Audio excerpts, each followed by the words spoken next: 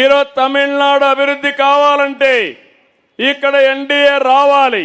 1924లో ఆంధ్రప్రదేశ్లో కూడా వైఎస్ఆర్ కాంగ్రెస్ పార్టీ వచ్చి విధ్వంసం చేసి నేను జనసేన అధినేత పవన్ కళ్యాణ్ నరేంద్ర మోడీ గారి ఆధ్వర్యంలో బీజేపీ ముగ్గురు కలిసి ఎన్డీఏ పెట్టాం.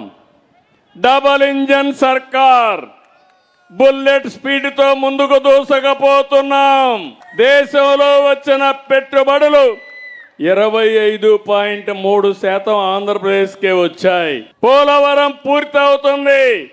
పోలవరం పూర్తయి దేవుడు సహకరిస్తే నదులు అనుసంధానం చేసి నాకు ఒక కల ఉంది, కోరిక ఉంది, గంగా కావేరి అనుసంధానం కావాలని. అది కావాలంటే నరేంద్ర మోడీ గారి వల్లనే సాధ్యం, ఎన్డీఏ వల్లనే సాధ్యం. అది వచ్చే లోపల పోలవరం పూర్తయితే గోదావరి, కృష్ణ, పూండి వరకు నీళ్లు తీసుకొచ్చి కావేరికి కూడా నీళ్లు ఇచ్చే అవకాశం వస్తుంది. దేవుడు సహకరిస్తే ఇది కూడా జరుగుతుంది.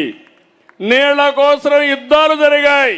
ఈరోజు ఎన్డీఏలో నీటి సమస్య శాశ్వతంగా పరిష్కారం చేసుకునే రోజులు తొందరలోనే వచ్చాయని చెప్పి కూడా నేను మీకు తెలియజేస్తున్నా.